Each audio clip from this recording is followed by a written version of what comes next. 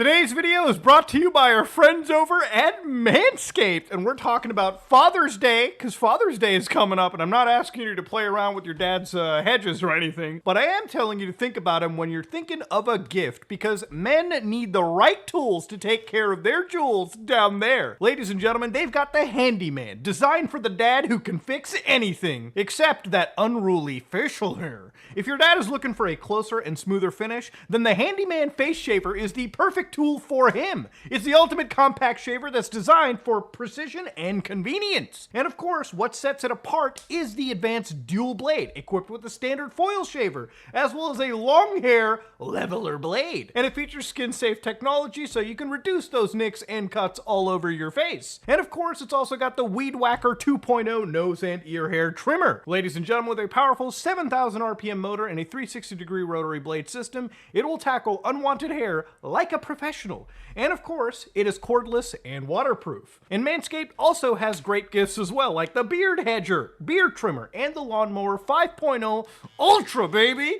And of course, the Shears 3.0 Nail Grooming Kit. Ladies and gentlemen, go to manscaped.com and get 20% off plus free international shipping when you use promo code SOG at checkout. That's 20% off plus free international shipping with promo code SOG at manscaped.com. Let's go to the video.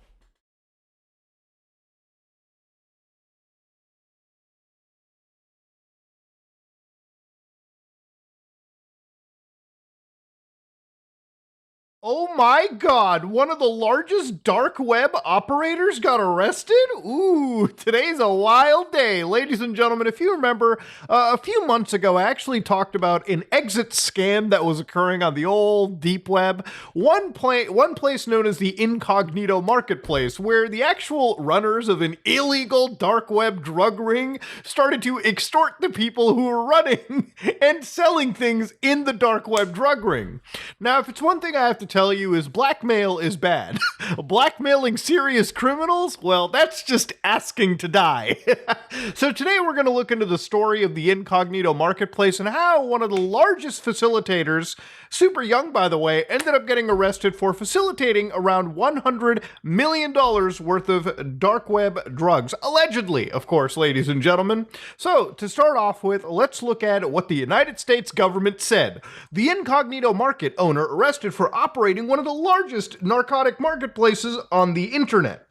So the United States, or the FBI here, arrested an individual known as Pharaoh, real name Rui Xiang Lin.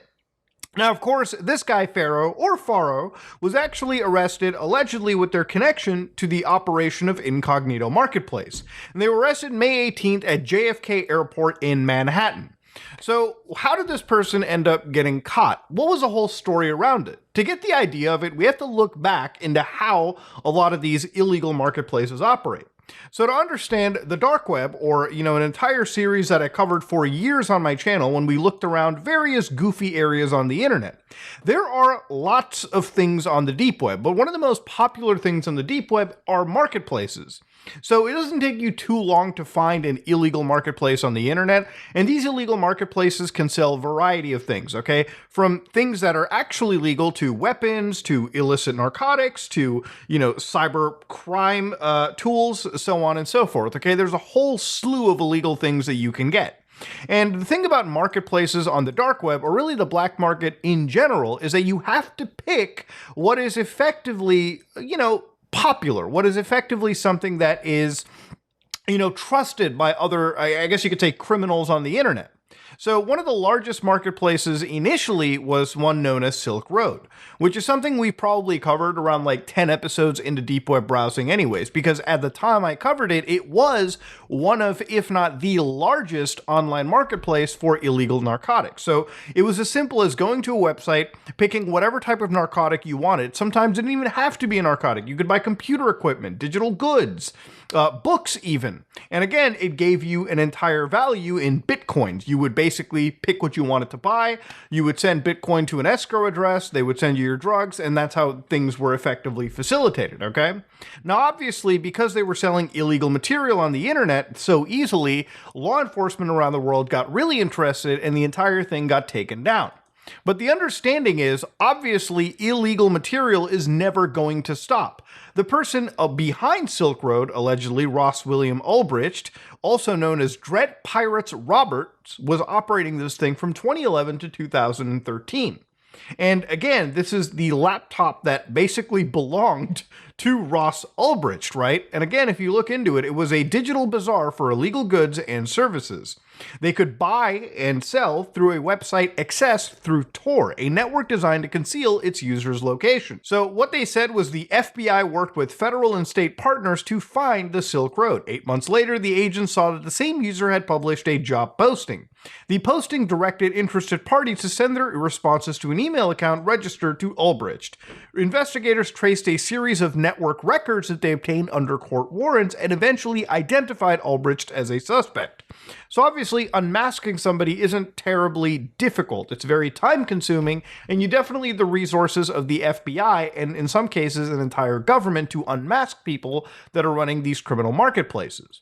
But anyways, the point is, it got taken down, and what happened to people? They moved to another marketplace, known as Alphabay for a while, and this became even larger than whatever Silk Road has. Now, despite Alphabay becoming, again, significantly larger than Silk Road, it just drew the operation of the United States, Canada, and Thailand as part of an operation known as Bayonet, where they ended up actually taking down the entire Alphabay market. And what's wild about this, too, is that the story here gets even darker. Now, according to the FBI and Europol, this was about 10 times bigger than Silk Road. So it wasn't ever a tiny group whatsoever. It made more money. And of course, as it makes more money, it ends up getting taken down as part of massive international operations.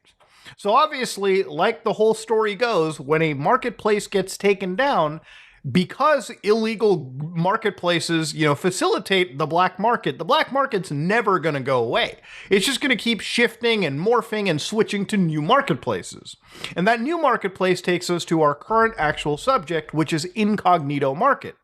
Now, Incognito Market, when I covered it in my videos, was, again, just another dark web marketplace, and they were in the process of selling illegal drugs to people around the world, okay? And again, if you look into their website, they also had the same level of facilitation going on. Now, again, a group of illegal drugs that you could see over here where people are selling things like MDMA, Adderall, and of course, Colombian, you can understand, it's not coffee, it's a white powder, very illegal to own, okay? And of course, they were selling these things for $3 for the MDMA, of course, $380 for Adderall, 200 times good, or whatever, like a bunch of tablets, and of course, $2,200 for, again, when it comes to cocaine, for instance. And you can see over here that the actual sellers, these were some pretty popular individuals. It's like actual top sellers on eBay or something, so to speak, or on a legal marketplace. So you had Van Gogh, you had Dark Goods, you had Pablo Zambar. And of course, if you look at some of their names up here in these images that I probably have to blur because they do show illegal goods and substances, they also put their names in here to show proof that these were real photographs and these were real actual stimulants that they were selling. And again, these people operated internationally. You had individuals who were working in the United States, the United Kingdom. You had people from the Netherlands who were shipping all the way internationally. And of course, you could pick what type of illegal drug you wanted. It was actually interesting to see such a black market giving such a easy to use interface, it's like using an application, but everything that you buy in it is fucking illegal. So of course, everything was pretty much hunky-dory until eventually one post started getting made around 3 months ago, where on r/onions by a user known as Hug Bunter talked about the Incognito Market exit scam confirmed, do not deposit. So this user says, I can now confirm it is an exit scam. Avoid at all costs. I made a post detailing it over on Dread. Make sure to spread the warning whenever possible. This post I covered in a video that I titled The Biggest Scam of 2024 Just Dropped, where I looked at Hug Bunter's actual post on Dread, which was basically deep web Reddit, so to speak. All right, get it? Reddit? You understand the memes right there? So Hugbunter, the post that we're talking about, said, unfortunately, I can 100% confirm the exit scam now. It is well known that Incognito purchased Darknet Live, which was actually a blog, a news service. So again, there's some allegations there of purchasing the news media to lie about things. And previously I mentioned to Farah, again, the person who is administrating this entire Incognito marketplace, that if and when he decides to shut down, it would be great if he could hand over the domain in the process to ensure it isn't used maliciously. I've been talking to him back and forth the past few hours and got to the point where I told him a warning is going live, to which his response was to try and bribe me to take Dread down and wipe all posts regarding Incognito. Thankfully, our man wasn't bribed in this situation. And of course, what you had was Pharaoh basically bullshitting to the actual Incognito marketplace that, you know, there was some server stuff going on. There's a lot of FUD being exchanged about this situation, all knowing full well that an exit scam is effectively occurring. Because if you looked past the actual panel, what was shown in the vendor panel, so to speak, was an actual blackmail scheme that actual vendors were scared of. The same ones I showed you selling those drugs on the internet. So according to this, we have accumulated a list of private messages, transaction info, and other order details over the years. You'll be surprised at the number of people that relied on our auto-encrypt functionality. Yeah, whenever you're dealing in illegal stuff, and I probably shouldn't be giving this advice, always just do stupid things just to get caught. But if you're doing illegal stuff, why rely on convenience when you should always be going the extra 10 steps to make sure you're encrypting and securing all of your communications yourself? You should never rely any man in the middle to do it for you, because usually the men in the middle are fucking exit scammers, allegedly like this, or the feds, okay? Just saying. And by the way, your messages and transaction IDs were never actually deleted after the expiry. Surprise, surprise! Anyways, if anything were to leak to law enforcement, I guess nobody never slipped up. We'll be publishing the entire dump of 557,000 orders and 862,000 crypto transaction IDs at the end of May. Whether or not you and your customers' info is on that list is totally up to you. And yes, this is an extortion. As for the buyers, we'll be opening up a whitelist portal for them to remove their records as well in a few weeks. Thank you for all the business with Incognito Marketplace. So yeah, the vendors who were involved in the situation were starting to fucking shit themselves, because if their information was going to be given out, well, who knows what law enforcement in their respective countries would do.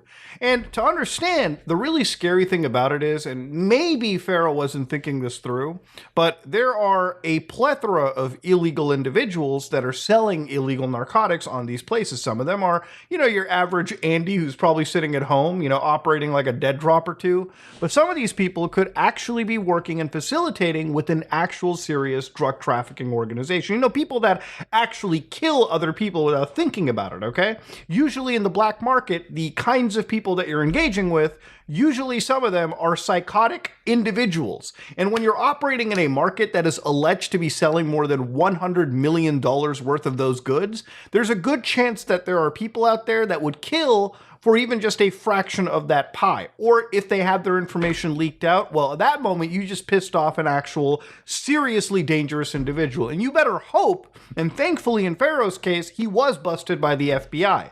Because if this guy was caught by like a cartel or something, it could only end in the worst ways imaginable. Now, when looking at dark web marketplaces, to understand there's plenty of marketplaces that are freely accessible on the internet. To give you an idea, one of them. Now, I'm not recommending this marketplace whatsoever. I'm not even saying that you should go to this. I actually think that what I'm seeing here could basically just be a scam waiting to happen. But to give you an idea of it, right, these people release what appear to be actual exploits for really popular services like Instagram, Twitter, Hotmail, for instance. And of course, what they will, they'll put the prices for like Bitcoin right here. So around like $2,000, so to speak, they'll price these things out at and effectively sell them on the internet for people to purchase. Now, again, in this situation, I'll very much say it for the record. I think all of these things are complete scams, okay? Especially when operating with a black market on the internet, I think you can barely trust anything. Even the most trustworthy services end up being actual scams like this Incognito marketplace. So you have to really be careful. My opinion, you probably shouldn't facilitate in the black market in general. But then again, that's enough moral policing out of me right here. So as the FBI took down Pharaoh, it's always interesting to look at the indictment for Pharaoh as well, too. Now, to understand, this is a federal indictment. These are just charges, and that's why we're using the terms allegedly, okay? There hasn't actually been a conviction yet, okay? Remember, in the United States, legal system, you are innocent until proven guilty. So again, we're going to go with that mentality. So let's look at exactly what the United States government is saying. What they said is Rui Xiang Lin, aka Pharaoh, aka Faro, the defendant was the principal administrator of Incognito Market, which is one of the largest illegal narcotic marketplaces on the internet. Incognito Market sold at least approximately $100 million worth of heroin, cocaine, methamphetamine, LSD, other illegal narcotics, and misbranded prescription medication. Those sales comprised more than 1,000 kilograms of narcotics, misbranded prescriptions, and other illicit products. So what they're doing, what they're saying is this person facilitated effectively large-scale drug trafficking and narcotic sales, which again, this is like numbers. Obviously, if you're operating like a massive cartel, probably is like, what, a week worth of your time? But for an individual operating on the internet, it kind of gives a scope of how profitable the dark web market can be, right? $100 million is nothing to fucking scoff at. So when people think, oh, the deep web is this crazy hidden, no, it really isn't. Like if you're operating in a market of this size, you're not as small as anything. You are a pretty massive marketplace, especially when nearly everything you operate in is illegal. So to give you an idea, they say Incognito is made available to anybody with an internet access. It was seamless transactions across the internet. And of course, they show you exactly what the website looked like. Okay, we've seen this before. Now it's most definitely just been, dealt with on the internet. This is effectively the end of this market. So what they said is Lin had ultimate control over more than 1,000 vendors, more than 200,000 customers, and at least another employee who assisted Lin in management of the website. It was Lin who also implemented policies for the site, controlled the servers, and its funds. Okay, so again, they're really pinning a lot of the blame on the sole administrator, allegedly, on this entire website. And again, they jump into looking into the Dread marketplaces. So they were basically screenshotting and building the entire case of this exit scam in of itself. So they said these transitions facilitated by a payment platform that Incognito Market described as a bank. So their own bank, their own little, payment processor. Both vendors and customers use the Incognito Bank to conduct narcotic transactions, which meant that both vendors and customers deposited money with Incognito Market and used the Incognito Market to exchange money. Accordingly, both customers and vendors demonstrated considerable trust in the marketplace and, of course, Pharaoh the administrator. So they show you an example of what the actual bank looked like, right? Like this is it. You deposited money, you could withdraw, you could exchange it, and of course you could transfer it between user to user. It was effectively a banking service attached to this illegal dark web marketplace. So again, they go after all the violations and predicates and all of the actual, crimes that allegedly Pharaoh was responsible for, which again had a lot to do with, distribution of narcotics and especially distribution of, rebranded or misbranded prescription medication. And of course, obviously things like money laundering and the concealment of money.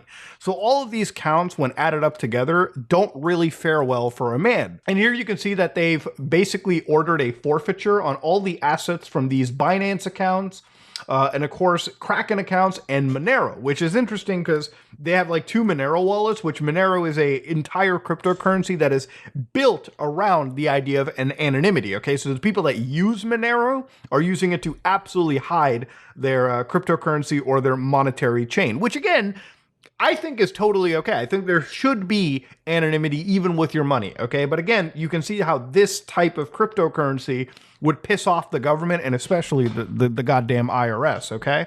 The other forms of actual accounts, so Kraken and Binance, these are already communicated with by the US government. So when they track this down, all this money is effectively being forfeited and taken by the US, which again means that this guy will probably have nothing coming out of any of this. Now, what happened was people started looking even deeper into, Rui Xiang. So for instance, on Onions again, 4 days ago, Hugbunter once again posts another actual follow-up to this kind of stuff. So here he says the downvotes that people are getting on these comments are crazy. So let's clarify some things. Pharaoh was in control of the market up until shortly before his arrest. Pharaoh exit scammed and planned to from the beginning. The reason he chose to at the time was because he had NFTs stolen and his wallets drained. So he lost all money he had invested and cut his losses by taking all funds now and attempted to extort vendors and buyers to basically gain more money on top of the money that he was already stealing. He is the only person I've ever wished this on. He truly deserved this and was a piece of shit. LE, law enforcement, discovered the Incognito servers in 2022. And nobody really knows this. It's a lot of speculation, but he says that it would have been identified possibly through the I2P Bloom filter exploit.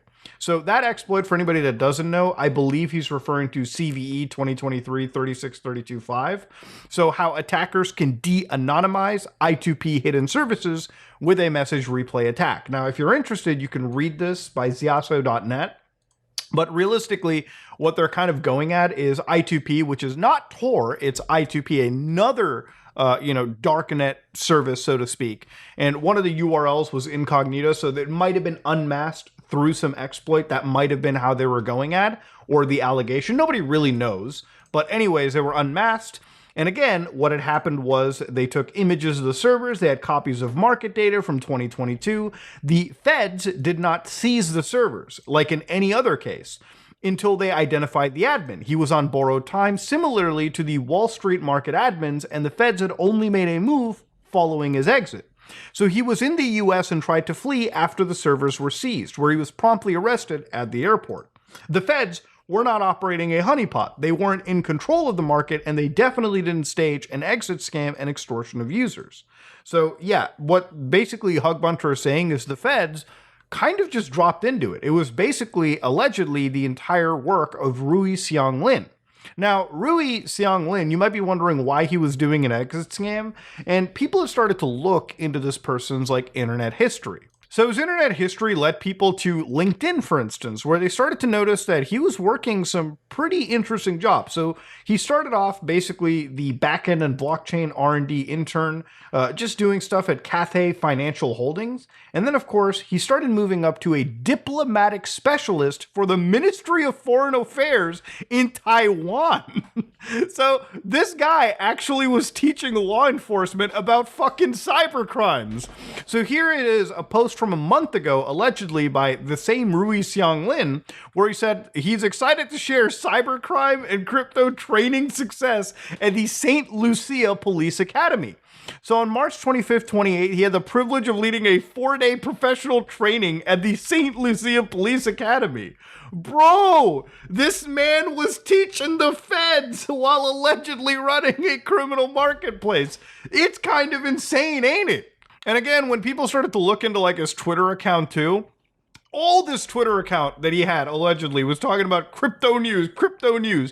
This is literally whenever you go onto those crypto podcasts and they have 200 viewers, it's like looking into a different universe almost, right? Crazy millionaires who are making millions of dollars in a shady black market, allegedly, just talking about crypto all the time.